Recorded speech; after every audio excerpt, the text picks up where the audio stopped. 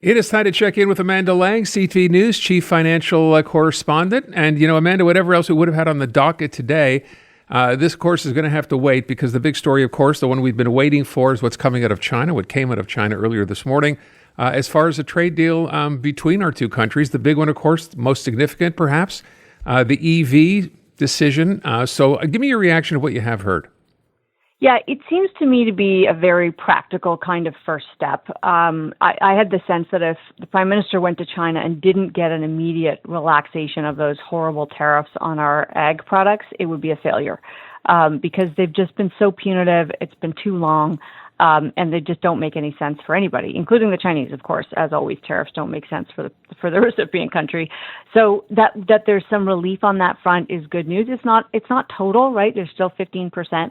On canola, on the seed, but it's a door opening and it will be very welcome. In exchange, it's a pretty small number of EVs, but it will be, it could be a red flag to the Americans. So the question is, what do we deal with on that side of the equation? There's just a reality, though, that we need to do what's in our best interest. And the Americans may not want to deal with us no matter what we do. So we better be planning for that alternative. Okay, beyond the immediate announcement, which is, I guess, 49,000 cars and dropping the tariff from 100% to 6.1%, do you know what is in this in terms of how many years go by? Do the numbers keep going up? I haven't seen the details of this. What I would say is my impression is that it is a first step, not unlike the memorandum of understanding on energy and on lumber. This is sort of the beginning of a process where we will negotiate further, which also, by the way, is well timed because if we do find that the U.S. says we don't want to make cars in Canada at all anymore, we really will, we could change our thinking entirely about what we want. If the auto market simply becomes global players and also access to cheap vehicles, we might want to welcome BYD with, wide open arms. By the way, we had the American ambassador, right? Pete Hoekstra was on the station earlier in the week, and the question came up, of course, about the China deal, if the EV deal was going to happen, to which he, of course, said what you'd expect, which is, Canada's a sovereign country, free to do whatever they want. But if you expect that Canada does this deal with China on EVs and those cars will then cross the U.S. border, basically think twice. Not a surprise. Yeah, and I mean, one of the things that we actually wrote into our into the free trade agreement, the existing CUSMA, when we re-signed it to great fanfare a few years ago, was that we would adhere to the U.S. content rules on a lot of things. So it does hamper our ability to import things and then ship them into that market tariff-free. But that's fair. We know what the rules are, and we can work around them. By the way, with respect to what happens here, because a lot of time when these deals, are put together, it involves not only bringing in products, but there's commitment to either build a facility here or some part of a car get done here. Is any part of that in this deal that you're aware of?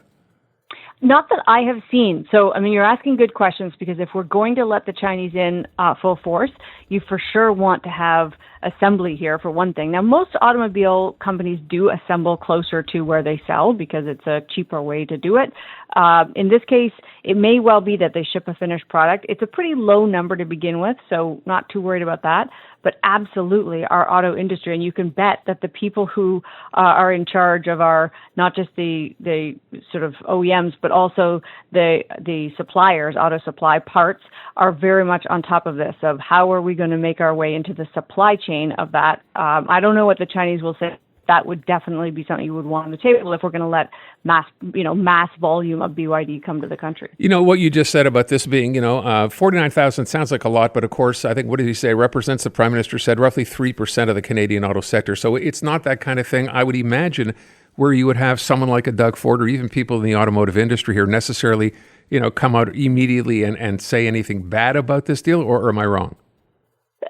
The Premier has been pretty vocally opposed to it, at first blush, and you would expect that because, of course, he's defending his economy and the existing auto market and the structure that exists right now is really important to Ontario. The problem is the U.S. has been pretty clear, and again, it's hard to know, Aaron, how much is posturing and how much is actually reality of what gets negotiated. But from the president on down, we've heard that they don't really care about our auto industry, and they don't care about producing vehicles here. And we do have to be realistic about that. But that doesn't mean you would expect the premier of the province where all that stuff happens to say, great, we're done with that industry. He's going to protect it to the very last second. So he's not going to say, this is a great deal. But it doesn't mean it's not for all of Canada, right? There's kind of a reality here, and there's more than one province at stake. And I'll go back to, 49,000 electric vehicles in exchange for relief for our farmers, which is, ag is 7% of our GDP. It's a pretty important trade-off. Yeah, and I think that number, if I heard it right or read it right, was roughly $3 billion that it represents to farmers here, right? That deal, the way it is now. Yeah. It's enormous. And also just the clarity, because remember, farmers have been beginning to think, and this should never be the case, but they were beginning to think about not planting certain crops because they're, the crops they have are sitting in storage units, unable to be sold. So you don't want that. You want farmers to plant what makes most sense for for them and their fields and, their own kind of production. And the global market should be what it is. So taking these restrictions away was so important. And we shouldn't skate past the victory of that. It's a really good thing that the Prime Minister managed to do this. By the way, the one thing the Prime Minister did say, and this is getting a lot of attention as well, he referred to this deal as well as other deals that Canada is working on as the New World Order. What did you take that to mean, and what do you think that means going forward? I think it's clear that the U.S. is not interested in playing the role it's always played, which was kind of the central peacekeeper and kind of the anchor tenant of the economy, if you will. And so we can't, the idea that the U.S. will walk away from our trade deal, it has to be taken seriously. Until very recently, you might have said, no way, our economies are too integrated, it matters too much to their businesses and, all those state governors that would be up in arms. Doesn't matter. They may well walk away from it. And if we don't actually adjust to that reality, we're in trouble. The New World Order is the U.S. doesn't really care what anybody else thinks. And we see that playing out, right, with the potential acquisition of Greenland and what that would do to NATO and its allies, including Canada. So it's a reality that I think the real point where China's concerned is it was easy to say we don't want to play with China because they're their communist dictatorship with zero regard for human rights. That's still true. But the truth of the matter is our best friend and ally, the United States, isn't behaving very well either. So it kind of does put it all in a different light. Yeah, so we're holding our nose and dealing with China, but the reality is we don't have a choice. I think that's right. I think it's a pragmatic view of the world. And hopefully, Canada does have what the world needs, right? It's been hurting the Chinese to put these tariffs on our ag products. We are one of the best producers of agriculture products, including some processed goods.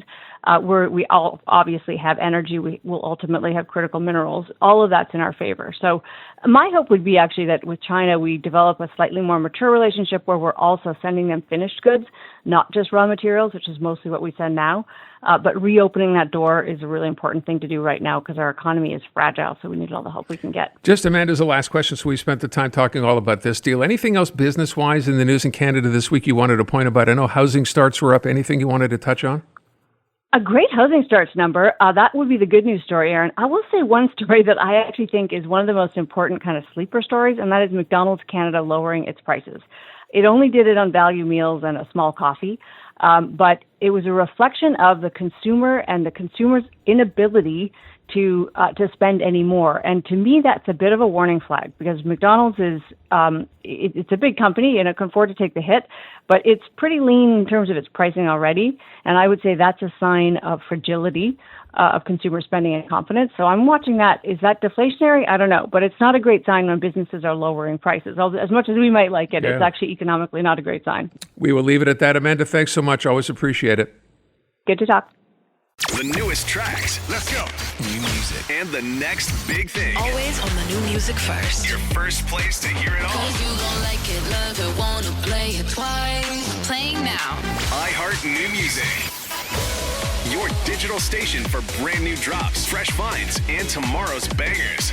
I think we need something new. Discover iHeart New Music. Always fresh, always first. Stream now on the free iHeartRadio app.